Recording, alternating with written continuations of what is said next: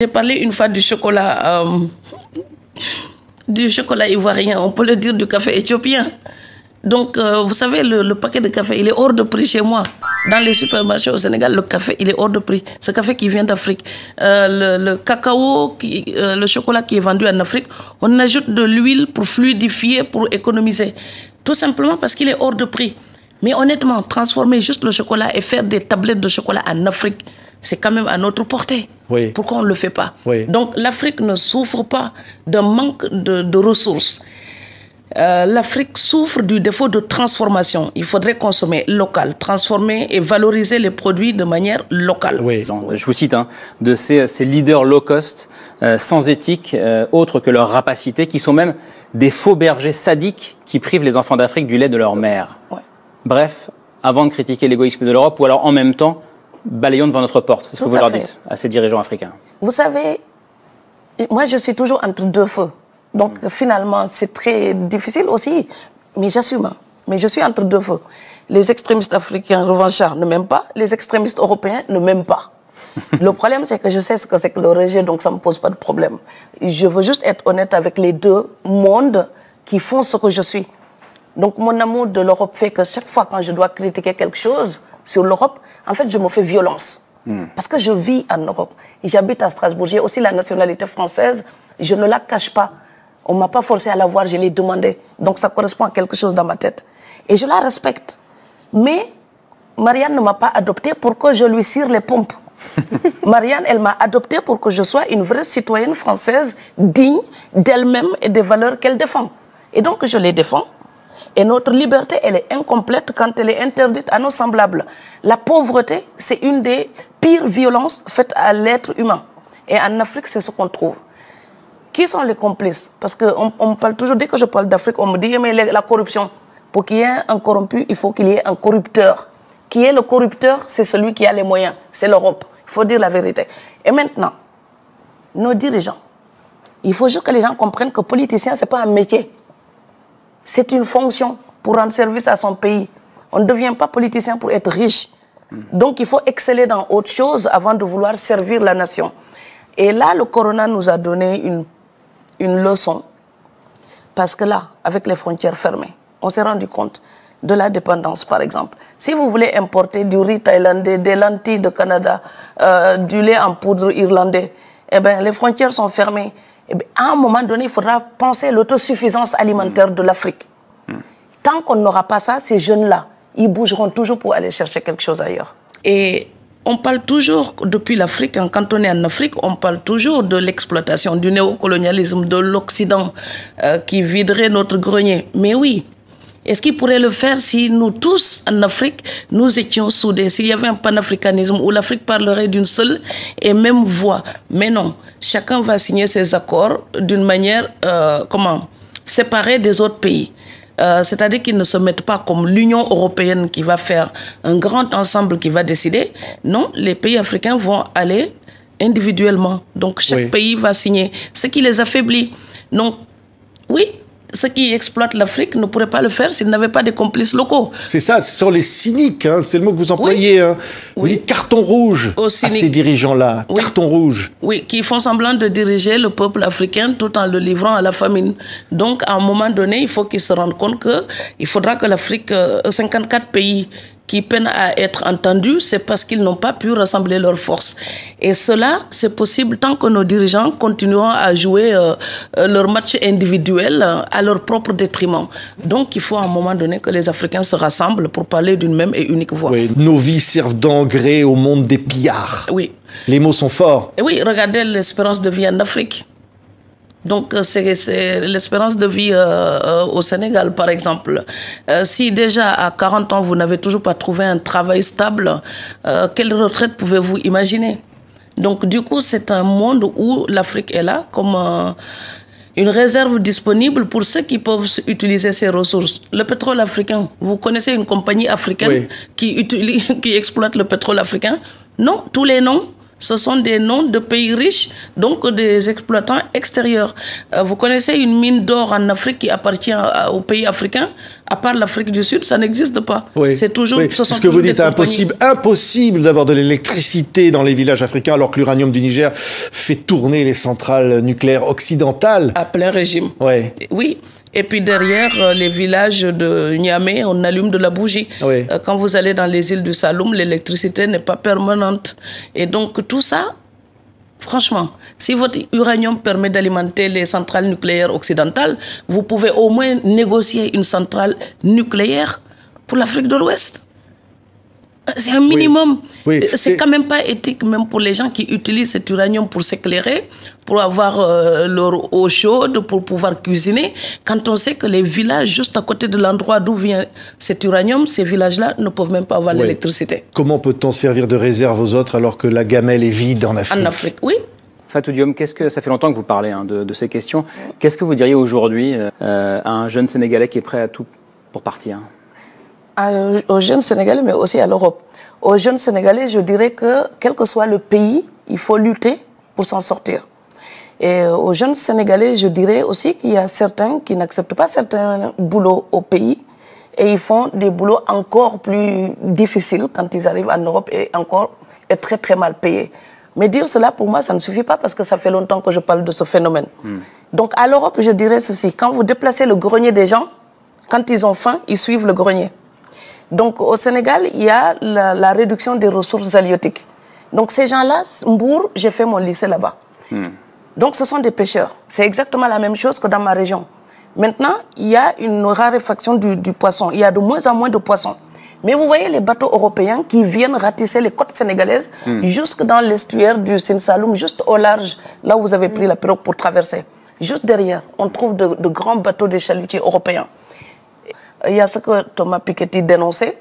Ils ne payent pas les impôts dans les pays africains où ils travaillent. Donc ces jeunes-là, il faut d'une manière ou d'une autre les occuper, les nourrir, les éduquer.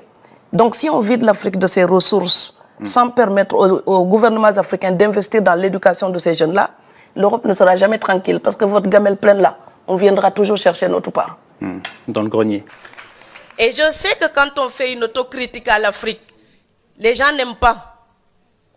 Mes frères m'applaudissent quand j'accuse l'Europe.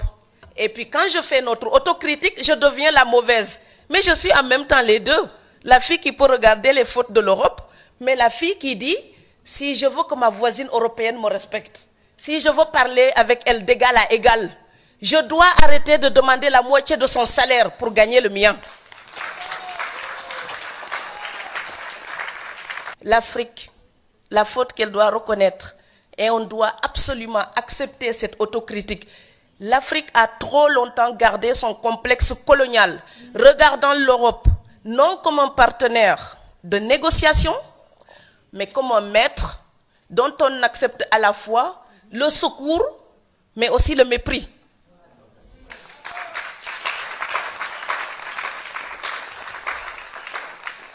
La terminologie utilisée quand on parle des relations entre les deux continents est édifiante. On parle toujours d'aide logistique, d'aide humanitaire, d'assistance technique, de subvention, etc. Il est donc toujours question de ce que l'Europe apporte à l'Afrique. Pourtant,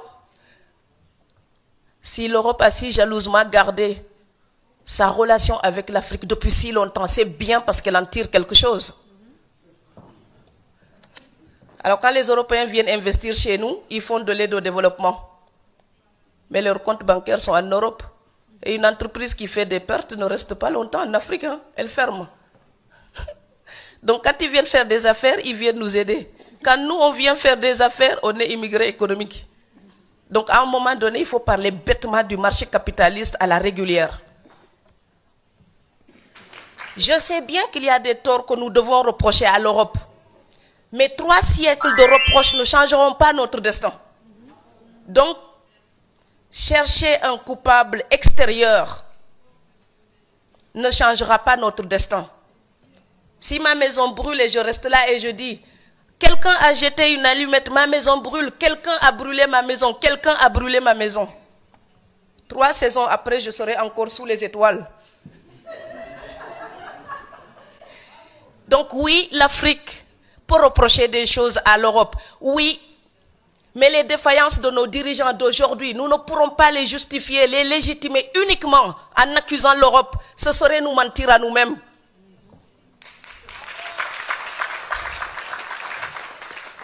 En ce moment, on parle beaucoup du partenariat Europe-Afrique.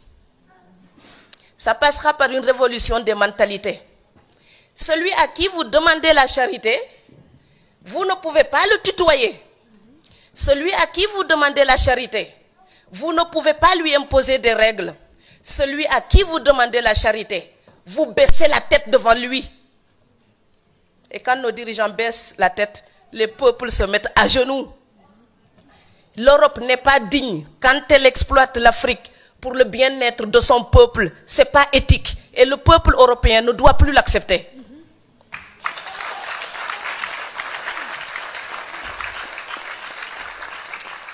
Et l'Afrique n'est pas digne quand elle se plaint tout le temps et que le peu de richesse qu'elle a, certains l'utilisent pour leur propre compte et laissent le peuple démuni.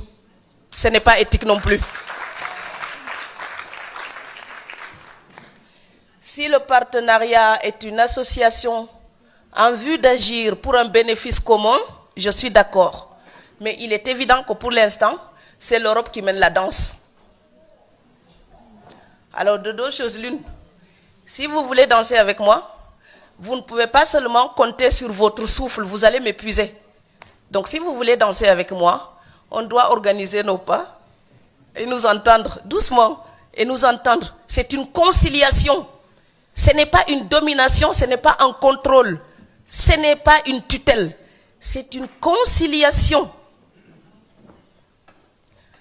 Si le partenariat Europe-Afrique consiste simplement à imposer aux pays africains des accords soucieux des seuls intérêts européens, ce ne serait pas un partenariat, ce serait un contrat léonin,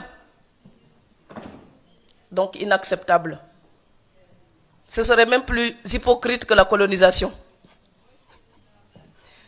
Il s'agit donc de rendre son plein sens au mot partenariat.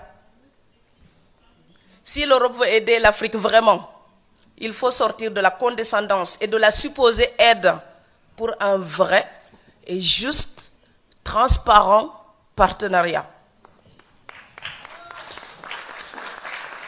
Le partenariat Europe-Afrique peut apporter une véritable ingénierie à l'Afrique.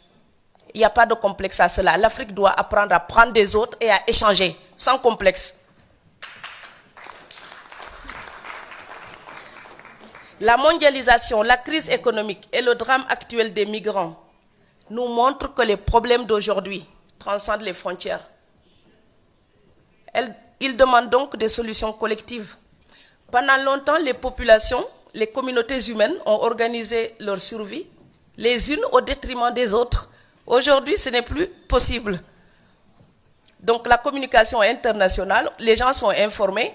Donc ce que je sais et ce que je peux revendiquer et ce que j'attends de l'Europe, peut-être que ma grand-mère ne pouvait pas réclamer la même chose. Eh bien, elle était moins informée. Et puis elle voyageait moins. Donc le monde globalisé aujourd'hui nous permet de nous rencontrer et de voir s'il y a des choses justes ou injustes.